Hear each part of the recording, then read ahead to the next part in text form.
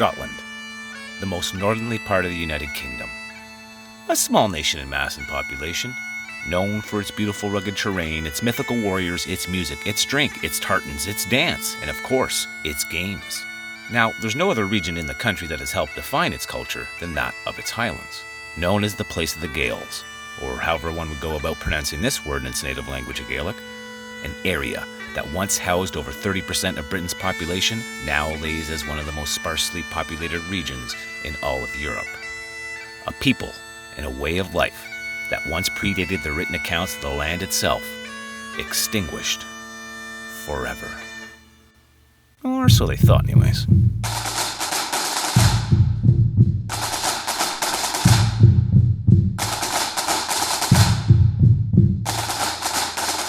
After the first day of August, 1747, no man or boy within that part of Great Britain called Scotland shall on any pretext whatever wear or put on the clothes commonly called Highland clothes. That is to say, the plaid, kilt. Every such person so offending shall be liable to be transported to any of His Majesty's plantations beyond the seas, there to remain for the space of 7 years. The Highland clearances, when thousands of Jacobites and Hanoverians alike were evicted from their crops and forced to emigrate.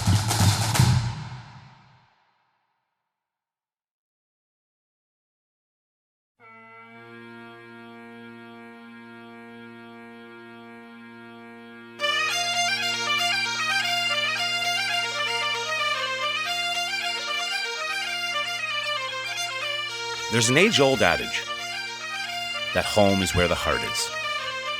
For some people, it's the place they were born. For others, it's the home of their ancestors.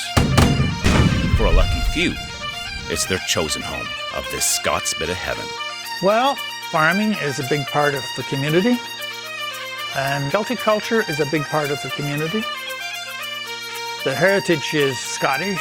They arrived in 1784 with great expectations for the district of Glengarry, a new life in Canada. You have to know a little bit about the history of Glengarry County. This is where it all began. Some of the first settlers that came to Ontario came here. The rivers were the highways back then, So right after Quebec border, west of that, it's Glengarry County. Pretty well one of the oldest counties in Upper Canada. But there's still some of the original families that came over in this area, farming in this area. If you travel throughout Glengarry, you'll see every Scottish name you can imagine. It's the traditions, the Highland dancing, the fiddling, speaking Gaelic. Do you know we have a high school course you can get a credit in piping and drumming? Such a small community, cattle shows, horse shows, tractor pulls, truck pulls, and everybody's somehow related some way. Well, you know, virtually any established family here can look at the land that their ancestors first broke the sod. You're in a Jacobite community, you know. In 1745, when the Jacobite clans rebelled against their Hanoverian king and were defeated on Culloden Moor, Highland dress was outlawed and the clan system broken forever. Good enough for us, though. We didn't get that message here in Glengarry. There was a fella came to the post office in Delkeith and he says, I want to speak to Mr. McLeod. And the postmaster just laughed in his face and he says, well, what Mr. McLeod? There's about 100 around here. So it's a very unique part of Ontario. Ever since the first ancestors come over, the pipes and the fiddles made their way across the Atlantic Ocean. So there's always been playing here in Glengarry. It's what binds this community together, our Celtic music. Eventually the law prohibiting Highland dress was repealed. But by then there weren't so many Highlanders left in Scotland to wear it anyway.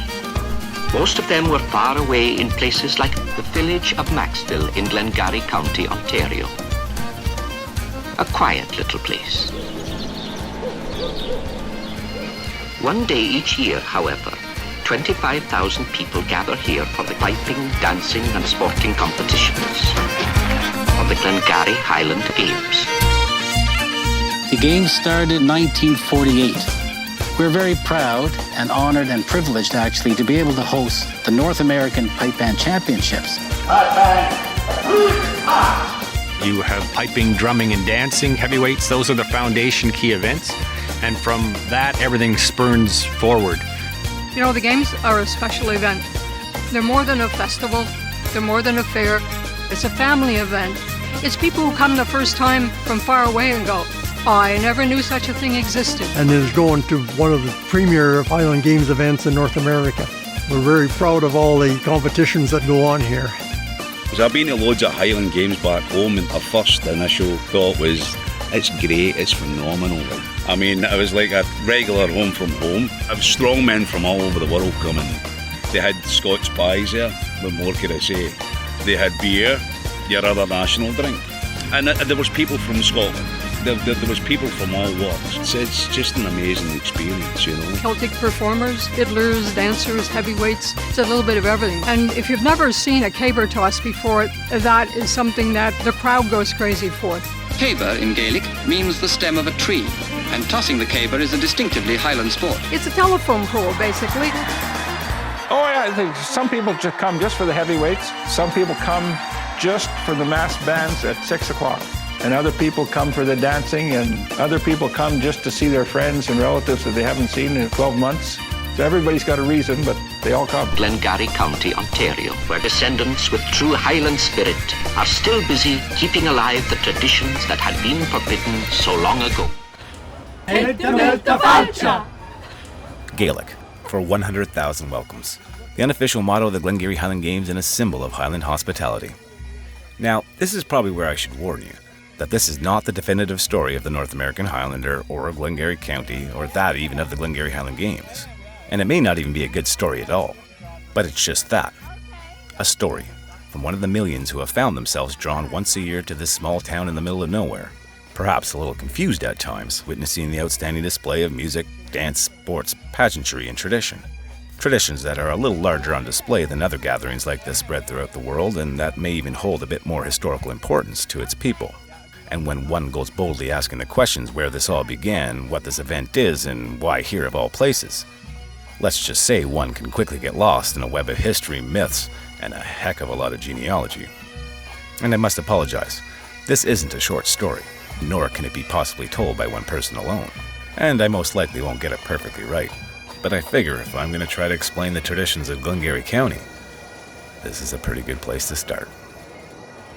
Good afternoon, ladies and gentlemen, boys and girls. And I am honored, and it is indeed my pleasure to be opening the North American and the largest Highland gathering in North America, the Glengarry Highland Games.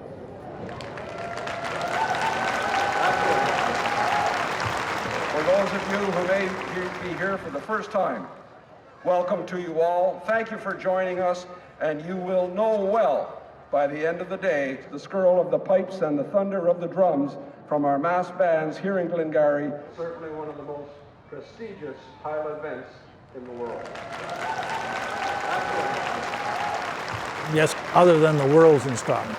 So it is a Super Bowl because it's the largest games in North America. It's, of course, the largest in Ontario. There would be very few pipe bands and dancers and heavyweights that wouldn't make it here somehow or other. And it's a big draw for spectators. They may not come to hear the pipe bands, but it's a gathering time, meet friends, relatives. They will travel miles to come back on the weekend of the games. And the local tourist industry, sometimes buses on and trains on from Montreal, Ottawa to try and bring the local people in. But yeah, in 70-some years, it's the word has gotten around, and we're the place to be. Please welcome Pipe Major Alan B. Clark and our own Glengarry Pipe Band.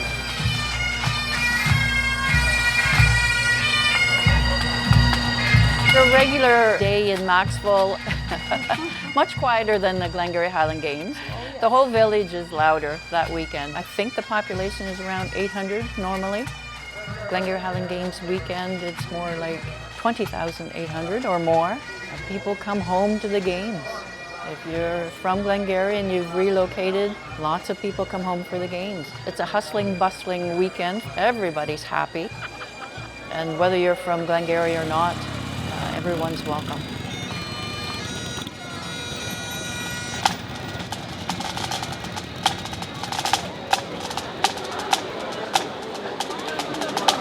Welcome to the Maxville Glengarry Highland Games, my ultimate passion after 20 years, honestly, seriously.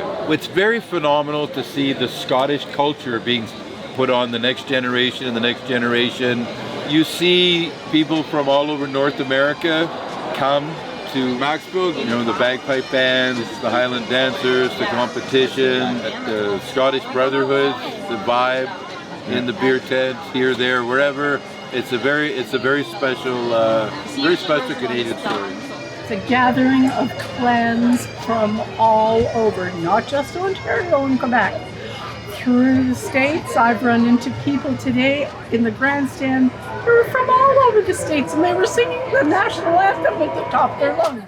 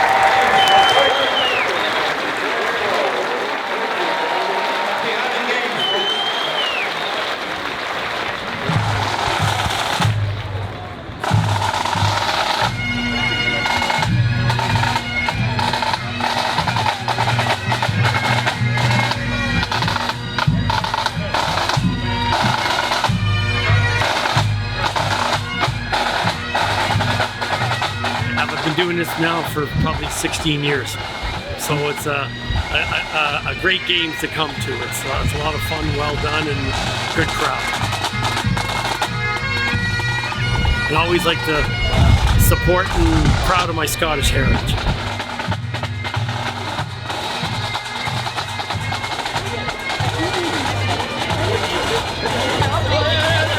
Hundreds of the crowd. Look at them. All kinds of crowds. Hundreds.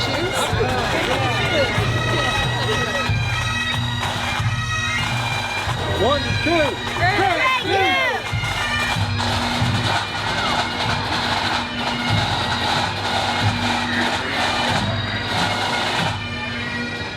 Well, we're the Clan McPennon. We're here to attract new members, to find people who belong to our clan and connect up with them. And we have a lot of McLennans in Canada, so it's really quite important to be here to meet and connect with these people. Oh, I'm sorry. Let's get the beautiful tartan in here. It's fun, you know. It's fun to meet each other, and they're not all based in this area, but most of them have connections back to this area. You know, someone from Winnipeg, someone from BC, but their family histories come back to here, so we're doing a lot to trace who lived here and then later where they went to. My name is Douglas McPhee. I'm with Clan McPhee of Canada Society. Clan McPhee has been at the Glengarry Games now maybe 15 years. When I first started, I come to the Highland Games, my name wasn't there, so I go away disappointed. We started out with some 2x4s and a picnic bench almost 40 years ago, and we've done all kinds of games.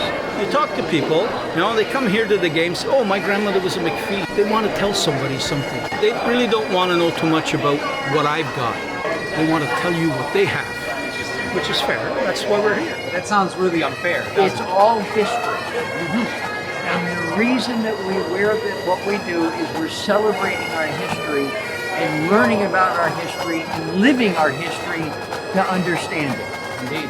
To wear the kilt gives you a connection to Scotland and to the way things used to be, and it gives us some idea, and we do that to learn and to pass on to other people that we know. Most people think, if only I'd talked to my grandparents when they were alive, you know, a bit later. And so we have that, you know, ongoing theme. But often it's a thing that people get into later in life. They're thinking about what their own traditions were in their family, and of course the games are a great celebration of that tradition that we're talking about. It's a great little town for doing it. And you know, the really nice thing to me about Maxville, I go to many of these sorts of events all around the world, right? And the really nice thing about Maxville is that there's a young demographic attending the games. Teenagers, little kids. You know, that bodes well for the future of these games, doesn't it? My 21st year in a row. I'm the editor of the Glengarry News, which is the weekly community newspaper that serves Glengarry close to 200 years. I think we are the oldest independently owned newspaper in the country. I talk to all kinds of people here, and maybe 15-20% of them are from Glengarry. I talk to a lot of people from Ottawa, a lot of people from New York State, a lot of people from Europe overseas, actually. Just yesterday, I interviewed a lady from Japan who was wearing the kimono. Okay, so lots of people coming from away. Tell me something. What does this event mean to the region or the people around here? Well, it's what brands us, you know. When we talk about, I'm from Glengarry, people say, oh yeah, I went to the Highland Games one year. Nobody in Eastern Ontario, really in this neck of the woods, will schedule any sort of festival for this weekend because the Highland Games has such a lock on it. It's not just a festival in Eastern Ontario, it's the festival. It's the definitive festival. It just pays tribute to the area's Celtic culture, probably better than anything else can. Ladies and gentlemen, boys and girls, the Glengarry Hype Band, the McCullough Dancers, and the masked Highland Flames.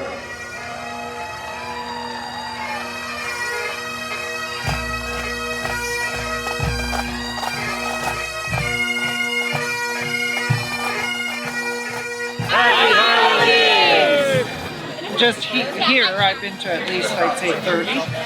My father's family are from the area, and I was originally born in Montreal.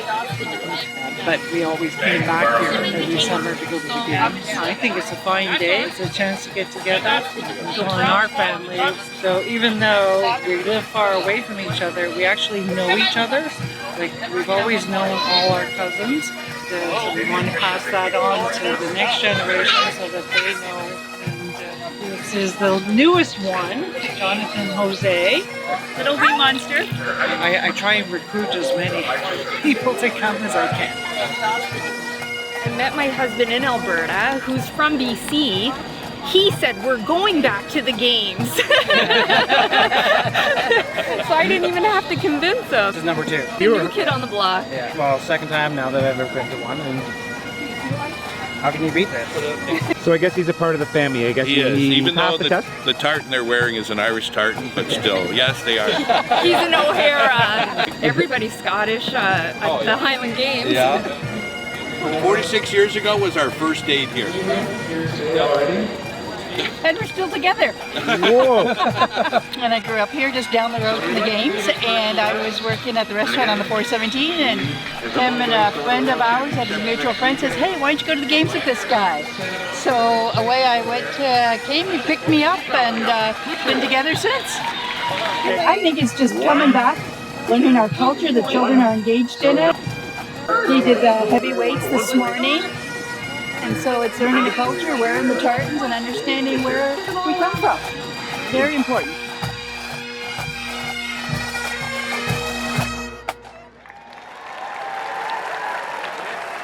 The Glengarry Hype Band, the McCullough Dancers, and the masked Highland Flames. I've been going since I was really young, and I remember watching the dancers near the grandstands and being really inspired by it. And I asked my mom to put me in it, and she did, and I've been dancing ever since. So.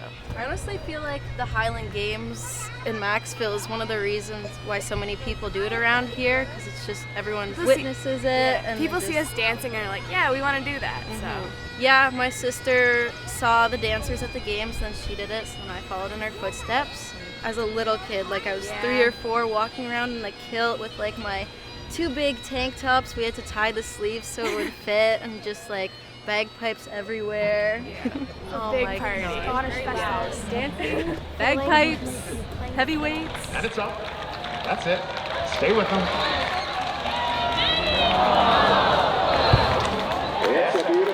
I think my first games in Glengarry, I think, was 1989.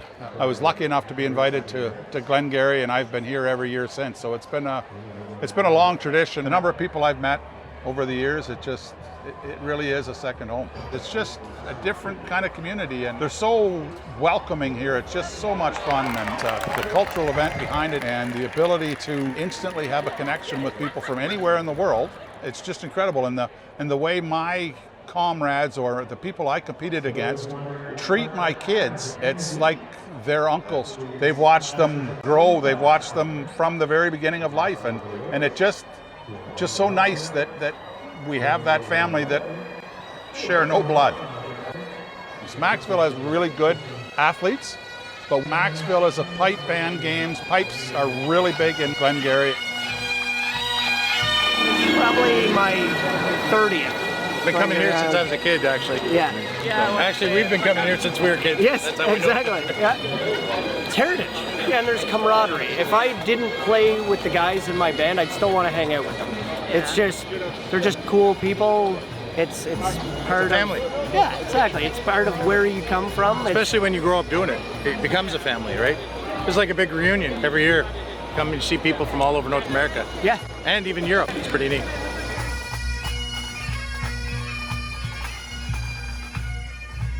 Well, here we are in the middle of basically a cornfield in a very small town called Maxville. And you'd wonder, well, like, why? Why would we have such a facility and to have such an event? You wonder, why did the clans and the people, why did they come here? Well, it's because it's home.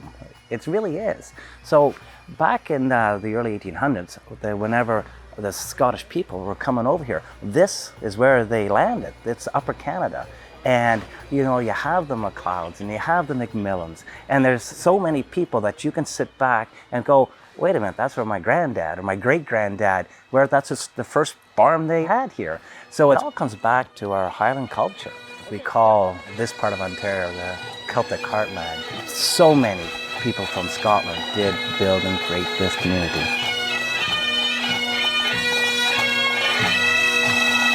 It's a county in eastern Ontario that was settled by Scottish Highland pioneers in the early part of the 19th century, and it stayed true to those Scottish roots while accommodating influxes of other peoples, so that today it's really a great place for anyone who wants to come and make a living and have a family, or just, you know, live and enjoy themselves while still having that accent of Scottishness about it. We managed to come most years, but this is really the first time we're actually trying to sell some of our product. But we've sung at the games before. We've sung on the Friday night, and we've sung at the opening. Didn't Howard Morris open the games? Howard Morris opened the first games. And Jeannie and I, high fives, we each have a gold medal from the 100-yard dash. We do. Way back when. Oh, the first Highland Games, it's all a blur, Mike. But I just always remember the mass bands just giving me goosebumps. That evening, going home, and we could not get the sound of the pipes out of our heads. So grabbing a hockey stick, a hay fork, and marching to the music of the bagpipes around the farm. The early Highland Games in Glengarry County were often the celebrations for the end of the hay harvest, and all the farmers would come and celebrate. It's based on the fact that we all are descended from the oral tradition, where the stories in Scotland were passed down from generation to generation through their songs and their stories. And the fact that at one time the Highlanders were not allowed to wear their kilts, and they were not allowed to sing, and they were not allowed to speak Gaelic, when they arrived here where they had the freedom, they lived up to that freedom. Yeah, but Glengarry is a great place. It's a county full of traditions. It's steeped in mix and max. Highland Games is very, very successful and very important to most of us that are around here, and most of us that have heritage here. There's a lot of heritage, so people usually follow in parents' footsteps, which brings us here. You carry on traditions. That's the Scottish way. You talk about the tradition. It ties you back, you talk about you don't know where you're going until you know where you're from, And it sort of ties you back into some of the traditions that have come over here, even though it's very much modernized and you're carrying on, but you've got that same sort of spirit continues moving forward. The Scots coming over, settling here, and you look at the area, Athol, Skye, Dunvegan, and all the towns in between, and they all link back to places in Scotland where they came from. Glengarry, the county of Glengarry, is named after an area in Scotland called Glengarry. And back in the early 1800s, in a small little hamlet called St. Raffles, Glengarry hosted the first Highland Scottish Association in North America. So our heritage has been going on for a very long time. Now, the Games in Glengarry County has proudly displayed the heritage of the region for almost 75 years, greatly evolving from its humble beginnings back in 1948 and is the definition of a modern-day Highland Games. And modern-day Highland Games can be a tricky thing to describe at times, as none two are exactly the same throughout the world, and I guess can be generalized as cultural festivals based in history, reinvented competition, and perhaps a bit of myth, with many of the elements in the events having their origins predating written accounts but are considered the oral traditions from ancient Celtic tribes of the Highlands. And for the most part were only first recorded in and around the time period the clan system was being formed in Scotland. And so how did this all come about? Well, one has to realize the first 1,000 years of recorded history of the people of the Highlands was pretty much done by that of the enemy, which many would come to conquer and definitely leave their mark on the culture, but all would leave unsuccessful. And let's just say early written accounts were not too focused on the traditions of the people, but were more interested in naming these mysterious tribes and describing their wonderful Highland hospitality. And although these Celtic warriors eventually turned clansmen, were definitely known for their fighting skills, and at times even amongst themselves, most of their time would be spent farming and tending to livestock. Entertainment came from poetry, music, and dance, with the month of August being the time for sports, which mostly resembles today's modern-day heavyweight competitions, with the first recorded gathering of such sports organized by King Malcolm III in the 11th century. King Malcolm Canmore gathered his troops together and put them into a competition to see who was the strongest, who was the fastest. The strongest would be his personal bodyguard. The fastest would be his messengers. They didn't have the cell phones then either, so they had to run whatever was happening. They had to have a foot soldier would run the message from A to B. So there was two different clans or even different countries. Now, obviously, these ancient Highland Games grew within the competitive nature of the clans, and so did the need for food and entertainment for the crowds who came to watch these feats, with at times pipers and poets from different clans helping to entertain the adoring crowds.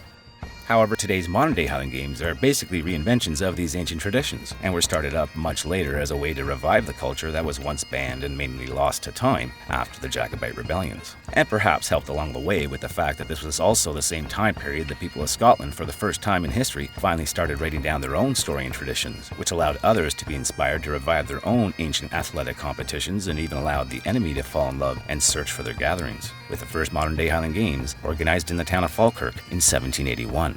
And although the rules for the traditions of the Highlander were finally written down, and new ways were invented to standardize its ancient competitions, many of its beginnings to this day still stay a bit of a myth. The British units of measure is what a lot of the Scottish heavy events are based on. So the British hundredweight was 112 pounds. Don't ask me why. Doesn't make any sense to me, never did. But with the British hundredweight being 112 pounds, any mill in towns where they would grind your oats, they would have a 56-pound weight, which was a half hundredweight, that they would put on the scale. So anywhere in Scotland, you could go and you could find a 56-pound weight and a 28-pound weight and throw them. So they could standardize what they were throwing.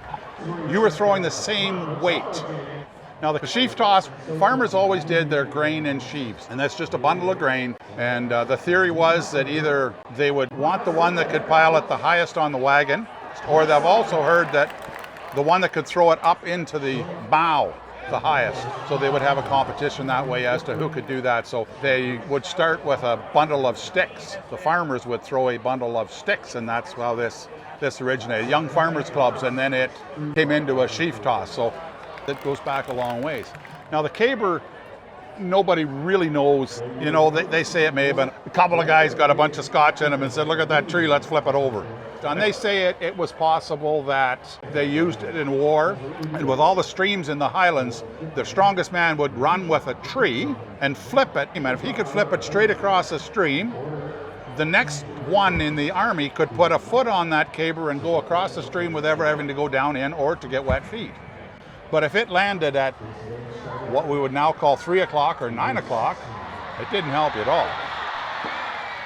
So you wanted the one that could hit at 12 o'clock, and it does seem to make some sense. I don't know whether there's easier ways to do it, I would think, but because you could just take it forward and let it fall across the stream, and every time it's across the stream, right? So if we actually apply logic to it, it doesn't make any sense at all, but who knows, right? It's all legend. Now, the beginnings of the traditions on Glengarry Canada's side of things can also be considered a bit of legend, Only 3 years after the first modern Highland Games were organized in Scotland, the first settlers would appear on the shores of Glengarry, Canada. But these were basically the same people who weren't writing anything down in Scotland, and perhaps a tad busy cultivating what was once a giant forest into the pristine farmland that surrounds the region today to leave any real clear descriptions of their early gatherings. And surprise, surprise, the earliest record that exists of Highland Games in the region was done by that of an outsider. In 1840, the Montreal Gazette reported that Highland Games were held in the town of Lancaster, Glengarry County, Upper Canada. Events included leaping, shot put, a half-mile run, and throwing of the hammer. Highland swords, purses of plaid, steel pistols, and a silver dirk were awarded as prizes. And in the decades to come, other Highland Games would be held throughout the region, such as in one of the larger settlements at the time, Williamstown, at their annual county fair, which is actually the oldest running fair in Canada, and which also helped foster one of Glengarry's greatest athletes, Roderick Big Rory McLennan, who was known around the world at the time for his heavyweight feats, with exploits listed in several record books and followed by the newsies as he challenged the best and was proclaimed world champion on a number of occasions. But the turn of the century was a little unkind to the culture of Glengarry, with many of the large families, sons and daughters in the area leaving for better opportunities out west and for the new factories of America. And the world wars weren't any help either, as many in the area, as their ancestors had, took the call for their new clan of Canada to never return. And as there were still smaller gatherings throughout the region, it wouldn't be until after World War II, when many soldiers returning home started organizing Highland Games throughout Ontario, and so did a couple of men from the town of Maxville get the idea to help revive and showcase the traditions that were once so prevalent in the region. So they set about their plan in 1947, quickly gaining support of local councils and organizations like North and South Glengarry's agricultural societies to help them organize the event. And although the original committee was well prepared for a full day of piping, dancing, and sport, perhaps no one was really ready for how the idea would be received by the public. 1948, the first games. You know, maybe they were anticipating, if it goes well, we'll get 6,000 people. They got a little closer to the date, saw the fever was a little higher than they thought. Maybe we better order a little more food out of Ottawa. And geez, if we could order for a little, maybe over 10,000, a little over 10,000, that would be good. I'd never been in that big a crowd in my life. The crowds that were pouring into town was just unbelievable. They never expected that at all. We never saw a crowd like that around Maxville. People that came from a distance, they were lost, they didn't know where they were. Because these were strangers to Maxville, they didn't know where the games were. They didn't know anything. And the committee didn't know a hell of a lot more. They had a special train run from Ottawa. The guest of honor that year was William Lyon Mackenzie King. He had to sit in his rail car on the siding in Maxville for 2 hours before he could get down to the fairgrounds because there was too much traffic. Everybody got off the train. I had an old stake truck with racks on the side, and I back up to the platform, and they pile on, haul them like cattle, like poor cattle too. It was an old truck, and I didn't even have a license to drive it. Got them there, They got them there, and I don't know if they got home or not. There was bottles, like soft drink bottles, piled on the ground. People were spraining their ankles, and the food ran out. Did they phone to Ottawa for extra food that day? They got a bunch of extra food in, and they ran out. People were starving. People were walking up to houses, knocking on the door, asking for food and water because there was nothing. 2 pipers piped for the dancing competition all day because they couldn't get any relief pipers that could make their way through the crowd to the stage. That night, we had a dance on the main street. And then they had string of colored lights across all the way down the main street. Oh, it was just magic. They had a band to play, and we were on the veranda of the big house across the street to watch the dancers. I was pretty young. A lot of changes. Everyone but you, Gene. Back at the beginning, it was pretty well local bands, military bands, maybe from Montreal, Ottawa. But that just started to grow, as did the audience. And the word got around. And so in 70-some years, it's become a North American championship. And bands start coming from New York, and then it went to California.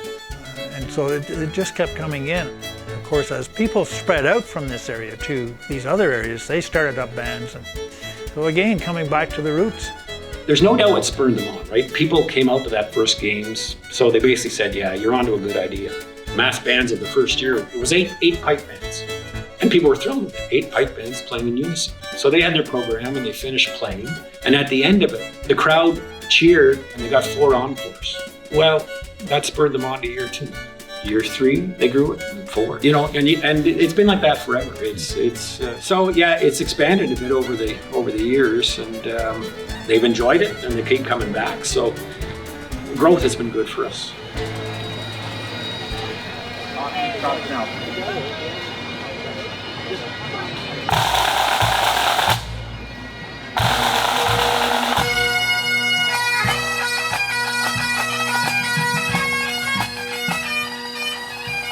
A good question is like, what are the Highland Games? Like, what are they based on? So if I'm going to try to explain the Glengarry Highland Games, I would say it's everything Scottish. But as you know, if you go to other cultural fairs, you certainly have the different types of vendors, their food, their dancing, and you mostly just watch. But here, you get to participate. The games are actually competitions. They're the heavyweights, the dancing, and the piping. So we want to see who the strongest is. Who can throw the caber the farthest, or the sheath throw? Who can actually move the fingers the best on the pipes? Because again, this is all about competition, and there's so many different levels. Where we are right now is the infield, where all of the action takes place on.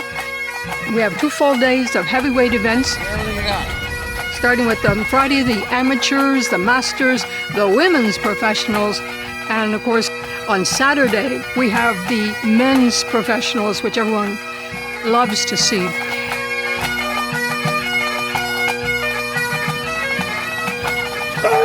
It's the only sport I know where if you're throwing against me and I see you do something wrong in your throw, I will tell you this is what you did wrong.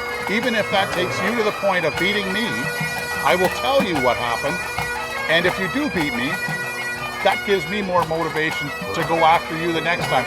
So it's not so much about how you do yourself, it's about how everybody does around you, and it makes everybody better if you are helping everybody. Yeah, it's a competition, but we're all best of friends. We're all trying to help put on a good show for the whole crowd. Without a crowd, there's no games. And it's just an awesome, great feeling. Glengarry is a huge Eastern Ontario homecoming. You're in the big show here. And we all know that we don't toss telephone poles, but it's what people identify with most. If I'm to tell somebody that I do heavy events, what's that? We toss the telephone pole. Oh, okay.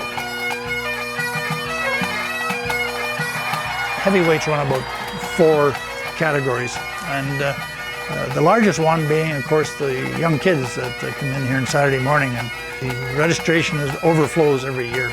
So the junior heavyweights are basically 12 and under. And they have a fence post to call it a caber, and they got different throw of baseball or whatever. And they have so many kids there, like it's just chaos. We also have tug of war on this field. We have military regiments, Highland regiments, who come from across Canada to participate in this invitational tug of war.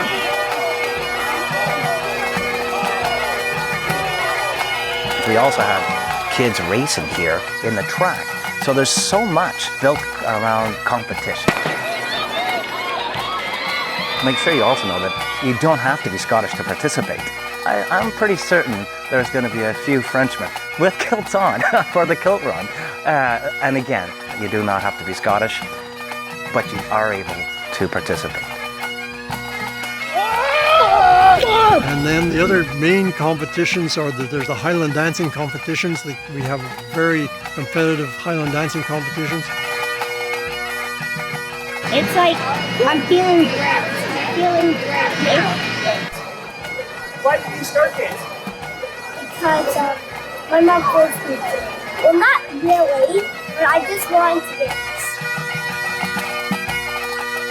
We learn new things like every day. Then we earn trophies and medals.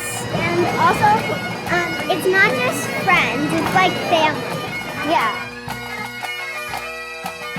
And then we have peep rock competitions, which is classical music, for lack of a better description, classical music on the bagpipes.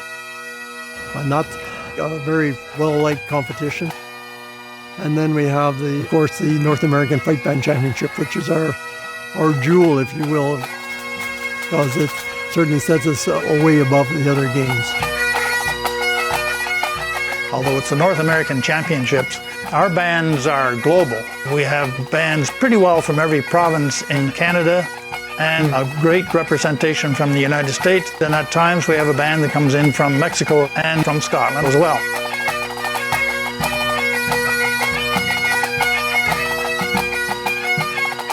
We will have 5 grades playing here on Saturday.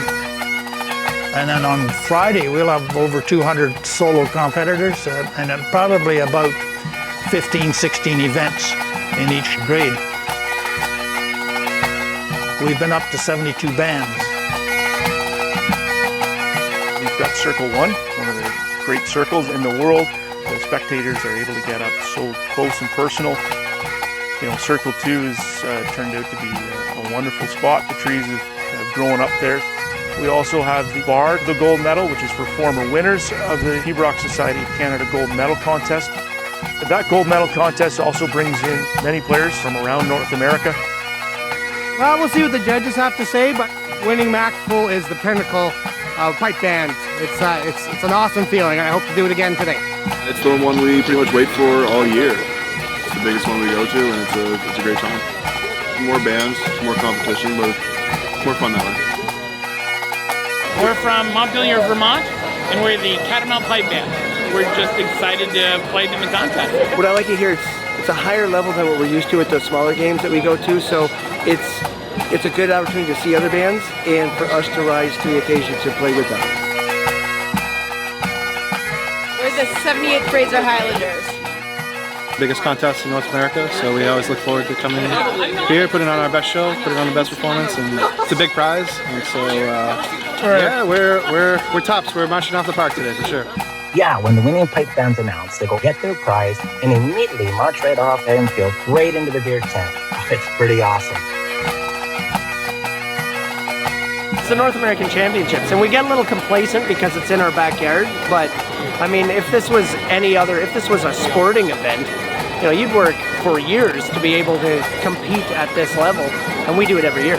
So we're just incredibly lucky.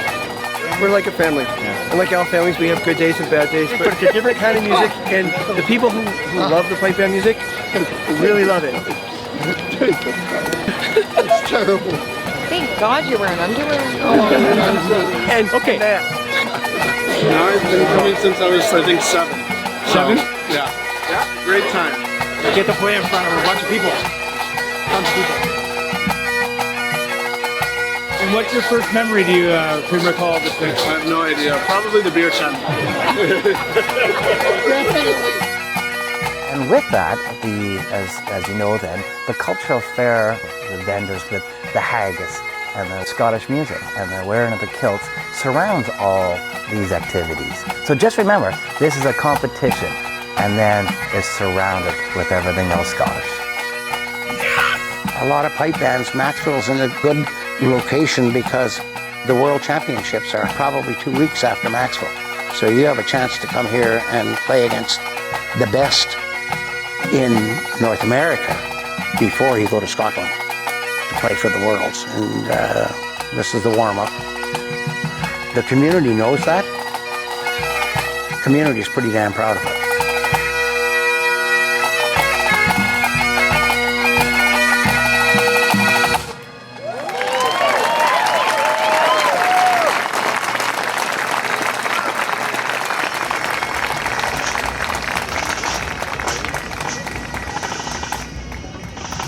Ladies and gentlemen, the 12th pipe band from Gulf, Ontario.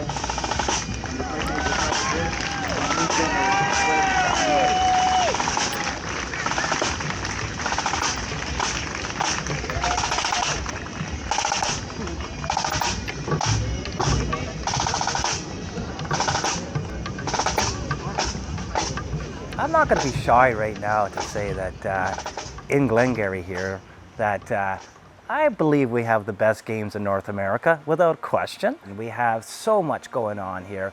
There's so many venues. Yeah, entertaining at the games. That's a whole other, that's a whole other monster. You probably look at the grandstand and think, oh, it's all got to take place in there, but just as much takes place outside of the grandstand. The fairgrounds, it is one of the best. Many games do not have a facility like this, and their games often are spread out across the city. You have to travel to different venues where different things are taking place. Different competitions are not necessarily even together. Where here, all our competitions and all our entertainment takes place, and even our parking is all around the ground. This area is one of the busiest areas that you will find outside of the grandstand, and this is where all the vendors are. We have fine jewelry, pottery, tartans, hats, scarves, ties, parts for a pipe, parts for drummers.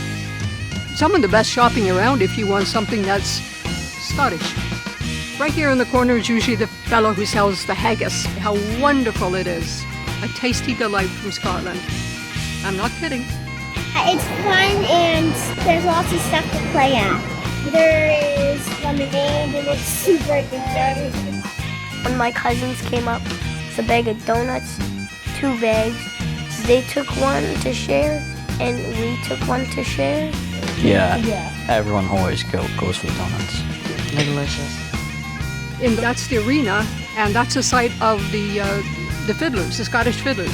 Fiddling, there's not a competition. A long time ago, we decided not to go with a competition, just a listening event. So we get all kinds of fiddlers. We had probably all the great fiddlers from North America play here at one time or another as our special guests, plus our own local fiddlers, which are absolutely fabulous.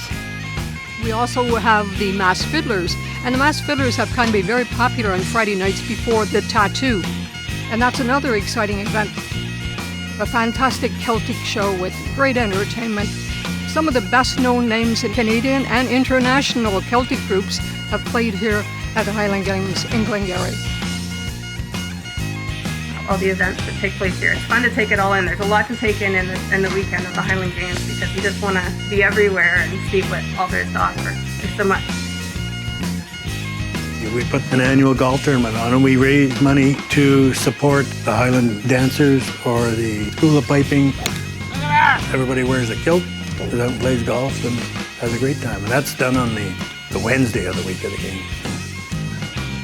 On the Thursday night, tartan ball, it's the start of the big weekend. Everybody dresses with their kilt, there's a meal, then the dance, haggis. It's just big and growing and incorporating more and involving youth, dancing and fiddling and you name it. They've got everything going on. And a little whiskey tasting, which is nice, yeah. And of course you have the Wee Barons, which is obviously expanded over the years, which is just an area for kids. Over 4,000 visitors to the Wee Barons tent last year, which is amazing. The playground for the younger ones. That's been a fabulous. Plus a trailer for nursing mothers is included in that area. Yeah. You know, painting the faces for the kids and so on and so forth. And they've had dog shows where the sheepdogs. The sheepdog. It's the Metcalf Center where there's a variety of entertainment going on there. Now they got this huge tent there where they have different stage bands.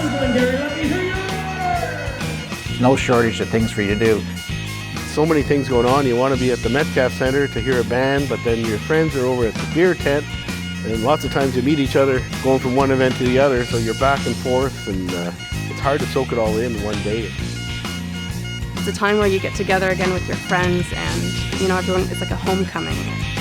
This is where you get to see everyone. It might have been years since you've seen them and you might run into friends everywhere. So yeah, never a dull moment. Rugby. We have rugby that goes on a little bit now. Plans. We've always had little clan gatherings, but I think that started out as just a few tables here and there. Now we have 2 barns full of clans. There is nothing like it in Ontario. There was a quiz. It was on a TV show. One of the questions was, where is the largest Highland Games in the world held? The answer was Maxville. A lot of people might dispute that in the world.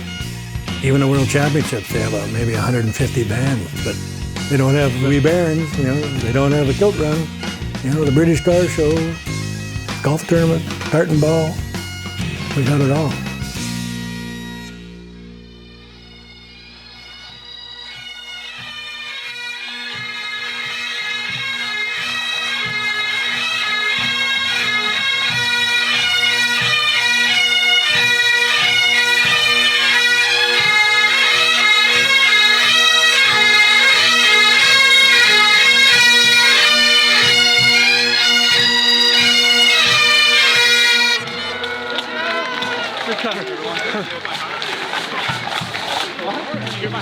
They didn't sound too great with mine.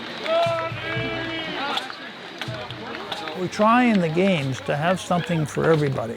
That way it keeps people together. Of course, everybody comes together for various reasons. I mean, some people come for the enjoyment of dance after the Friday night tattoo.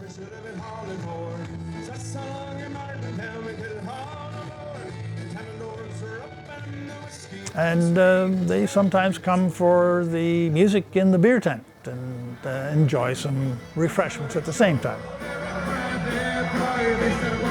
The tent is 80 feet wide by 250 feet long. Friday night we have between 3,000 and 4,000 people in there, and they're all having a good time. Yeah, the beer tent. One part I don't have to spend money on advertising. It's part of just growing up when you're from this community. You start out as a young child and watching and tagging along mom and dad and seeing some of the competitions and teenagers. Then you end up in the beer tent and celebrating the weekend through and camping. And then as you're older, then you're sitting and watching the tattoo and into the Metcalfe Center, seeing all your friends and family. And yeah, it grows with you as you get older. Yeah, there's something for everyone, that's for sure. Oh, I forgot to tell you. Rain or shine, the games go on. So there's no kind of showing up and saying, well, it's raining, I want a rain check. We're still here, and we're having a good time. Thank you, Maxville! There's something going on everywhere, and I think that's what's beautiful about it is you don't really go in with an organized plan. You just kind of go with the flow, and you never know where you will end up, but you know that you're going to have a good time no matter where you go. And then, of course, behind me, quite a far piece back, but it's the campgrounds, and there's always a great time there as well.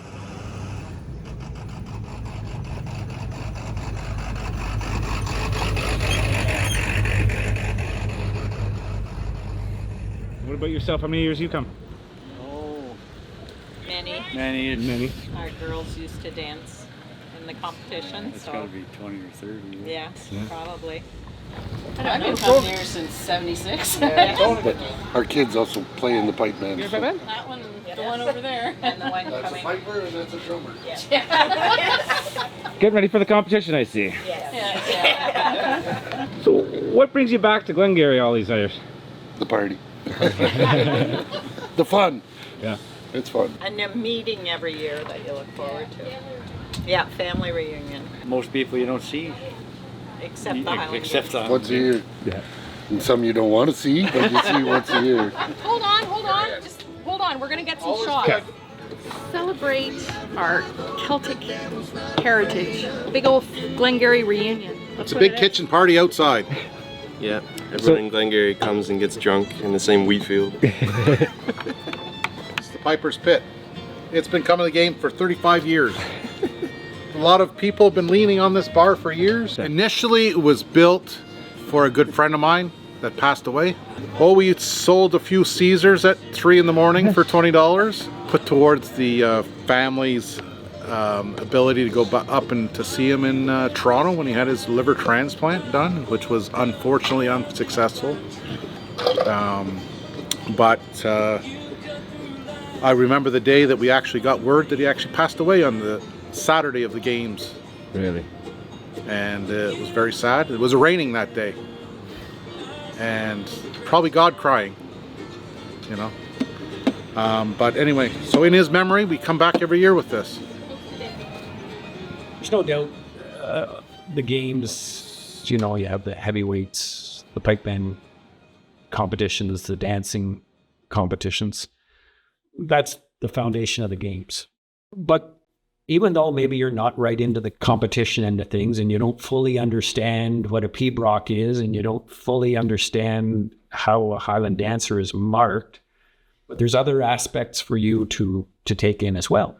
And often you're taking it in with a friend or a family member, right? Because it's a homecoming. So it either means home to some people all the time or home to some people one weekend out of the year, but it means something to a lot of people, usually for, different reasons. Now, beyond the 25,000 different reasons and definitions of what this event is and what it means to different people, there really is only one main reason why any of this is here. From the invention of modern Highland Games to Scottish culture spreading across the world and why Glengarry became home to so many Gaelic-speaking Highlanders. It's all due to an event called the Highland Clearances, a time period where many did not have a choice to immigrate to places like Glengarry, but left and came for survival reasons. And in extremely generalized terms, it all came about because of a guy named King James VI of Scotland, who in 1603, after the death of Queen Elizabeth I, the childless Queen of England and Ireland, ended up inheriting all three crowns. And although James was known for many amazing things and ran shop for a 22-year period now known as the Jacobean era, let's just say he and his kin got a little too Catholic-y and divine righty for the Protestant British public at the time, which basically ended up in a couple civil wars, his son being beheaded, and the one after that being deposed of his own throne, only to be replaced by his own sister who was married to a Dutch Protestant king at the time. Game of Thrones, if you will. And in the Highlands, many of the clans were not too keen about this new House of Orange, so decided to take matters in their own hands and start what is known as the Jacobite Rebellions, with major outbreaks in 1689, 1708, 1715, and 1719, for various reasons, from unfair laws to discrimination made against their culture, and even loss of government. And although when push came to shove, they were more routinely defeated by the more professional British Army, and often at times just paid off to go home and swear oath and loyalty to this new line of kings, they would have one final go at restoring the crown, when James's great-grandson, known to the Jacobites as Bonnie Prince Charlie, and yet known to the English as the Young Pretender, would rally the Highlanders once again in what would be basically known as the last battle of all the clans and the end of clan culture itself on the fields of Culloden in 1745. Culloden, that's the pretend prince who was living in Italy. He thought he had enough support to raise the Highlanders to take the crown of Scotland. Unfortunately, the British had better equipment, more support, and he lost. After that, the Scots people were decimated, genocide. The British came in, and not only the British, but on the British side there was enough Scottish clans. Okay, so you have this. They've now sort of designated as a civil war. I mean, the clans have been fighting for hundreds and hundreds of years between each other, so one on the other, they said, well, this is a good opportunity to get rid of the rest. And that's what happened at Culloden. They went in, they burnt the houses, they moved the people around, they scattered them, they sent them to Australia, New Zealand, Canada, the United States. They sent them they sent them out to the islands to try and break the people, stopping their music, stopping the wearing of the tartan, not so much forcing them to speak English, but sort of not helping them to speak Gaelic. This is why we're here in Canada. Our people came here. People in the States went to the States. New Zealand, I have a gentleman here from New Zealand. His people went to New Zealand. Basically, that's why we're here today. And that's why, for the people of Glengarry, this is not just an event where people come to compete to be the best of the West, or just a cultural gathering for descendants of immigrants, but it's a celebration of the traditions of survivors, the ones who did not have an easy go of finding a better way of life, but ended up paving the way, passing on their values, and became an integral part of the foundation of a nation, a continent, and eventually a little thing called freedom. And if there is any value that has been passed down, that has helped this event grow, and has been the key to keeping the traditions alive over the years, it's not one that could be learned through stories, books, dance steps, or one's athletic abilities, but it's one that comes from passion. And in this neck of the woods, it's what it means to be truly Glengarrian. And interesting enough, it's just volunteer driven. There are no paid positions in the Glengarry Highland Games. Everything's volunteered 100%, right from the grass cutters to the Treasury Department. They're from outhouses to the opening, from Friday night shows to the tattoo to dancing infield. Like every single aspect of the Highland Games has a committee and a committee chair. You start planning the next Highland Games the very next day. Pretty much the next day, if not at that Highland Games. Yeah. It's a lot of work in every single aspect of it. All volunteer. Yeah, everybody wants to be part of it. And everybody wants the games on to be here too. It's pretty quick, for people to say, yeah, I'll do that. And once they get into it and get doing it and feel part of it and get their director's badge and get their Highland Games logo and get their kilt, it's all downhill from there. The games wouldn't exist if it weren't for the hundreds of people who give their time, their energy, and lots of times their families' time and energy too, to put on each year of the Glengarry Highland Games. The volunteers come from all walks of life. Some are here in Maxville, some of them are from the surrounding area, and they all come together to put on this event. We are a non-profit organization, so throughout the year the game supports local pipe bands, try to support local Scottish events around the area. If there's any money made some years, it all goes back in the grounds, in the facilities. The facilities it's brought the world to us. It's just it's a shining star as far as I'm concerned. People come in, any visitors we've had or brought to the games have come back and are so impressed, so well kept. And it's all the work of the local people and volunteers that make it what it is. Volunteering in Glengarry goes through the generations. You grow up with your parents being involved in local events and volunteering, so you learn it. And everybody doesn't hesitate to help out their neighbor and pitch in when the grass needs cutting at the fairgrounds. There's 3 or 4 guys that line up and they get her done. Many hours, but you wouldn't do it unless you wanted to do it. No guilt. Yeah, it's pride. Glengarry pride. It's been a lot of fun. We're very proud of this community and what the Games has done for us. It just grows and grows every year, and it's given us the chance to be able to keep the schools going and get future generations of pipers and dancers. I mean, back in 1948, it was a one-day event that grew enormously over the years. And our official opening is on Saturday, and people say, why, when you're actually starting days earlier? And I'm thinking, well, back then it was a one-day event. Now it's more than just that. We keep the tradition of having our official opening still on Saturday, but it goes back now to Wednesday with our golf tournament, and then there's the tartan ball on Thursday, and then competitions going on all day on Friday. And Saturday sums it up with a fantastic tradition at the end of the day. So it's something, I've got goosebumps just talking about it. You've just ended your tug of war, you've just ended your tossing of the caber and the Highland dancing. And the final activity of the Highland Games on the Saturday evening, which is the drawing card to bring as many people as possible into the infield and the grandstand and the mounds. And that is the starting of mass bands. The mass bands at 6 o'clock is just phenomenal. It's just, it's the big attraction of the day. And in the end, people come to see the mass bands. They all come to see something else, but everybody watches the mass bands. The mass bands here in Maxville are amazing. They really are.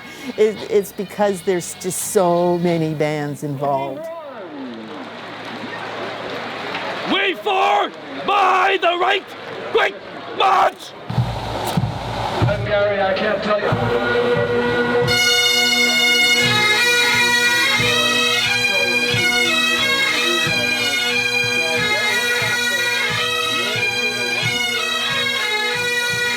You come on in what we call waves. And they have so many bands. There's going to be maybe 5 waves. There's one comes out of one gate, and there's another one comes out of another gate. Valley Frasers from Rome, New York. The Dartmouth and District Pipe Band from Dartmouth, Nova Scotia. There's one comes over the hill.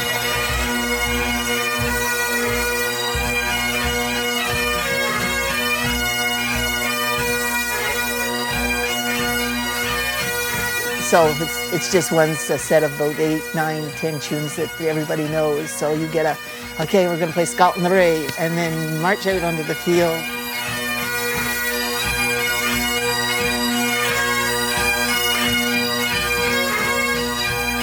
It's just something that we do at the end of the day, you know, to show everyone that we're grateful as well, because we're actually here to compete. We're actually here to compete for ourselves and compete against all these other bands, but it doesn't exist without the people coming to see us, and they're also here to see us do the masked bands at the end of the days.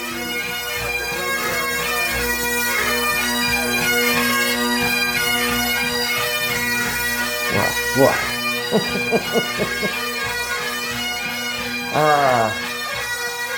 The sound when they're marching towards you when you're in those grandstands is just, again, I get goosebumps talking about it, but you just, and then the drums come, and when the drums are right in front of you. You get a full sound of the pipe. And then they turn, and then the drums fade, come. And then the drums kick in, and that's just, you can't really describe it, you have to feel it, and it's very impressive. I absolutely love that part of the Highland Games. I cried more times than I care to admit at just the sound of all those pipers. There's just so many of them, and they're just like the noise all around. It's picture perfect. And I've been to Scotland, and I've been to Highland Games there, and like better than any of the ones I've been to in Scotland. Sorry, Scottish folks. Huge, massive, the largest in North America. And it's pretty neat to see. If you're at the front, you're seeing all the pipers and drummers coming towards you. It's pretty intimidating. You just think what the English used to think, eh?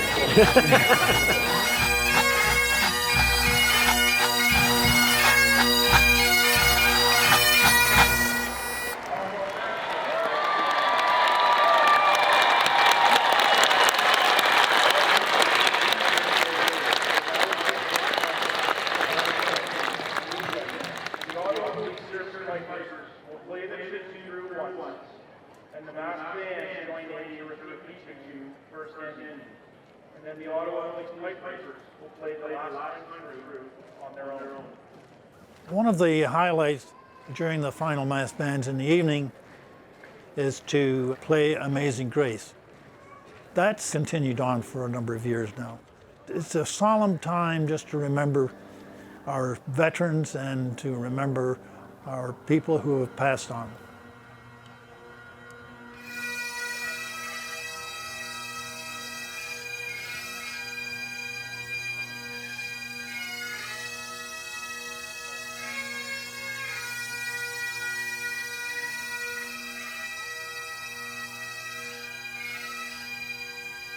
We would have the pipe section of a selected band get up and they would play Amazing Grace once and the mass bands join in.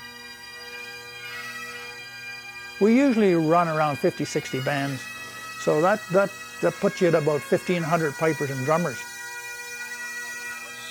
So I'm presuming there's a bit of sound coming from the infield at that point. Yes.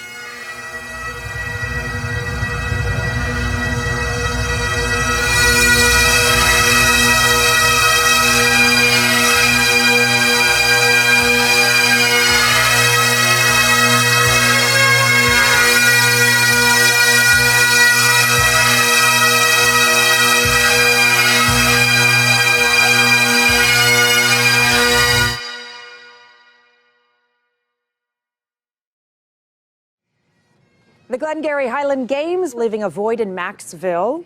73-year history. It has never been canceled before. With the games being canceled to the whole Stormont and Dundas and Glengarry counties, this games has been, not just what people go to, but what their parents went to and what their grandparents went to. And it's people young and old. Some people who've been in the organization for 50 years, so quite important to the area. Yeah, there's a lot of history there.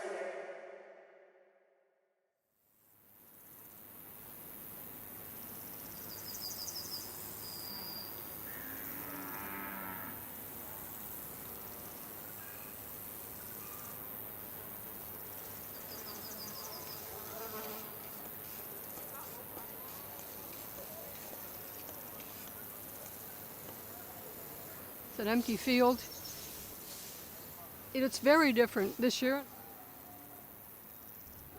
But if you close your eyes and you listen real hard, you'll hear the sound of the grandstands filled with thousands of people, the bunkers around the hills lined with thousands of people, all cheering on the athletes, the pipe bands, whoever might be filling the infield. 1,500 pipers and drummers filling this field from end to end, and they all march across the field.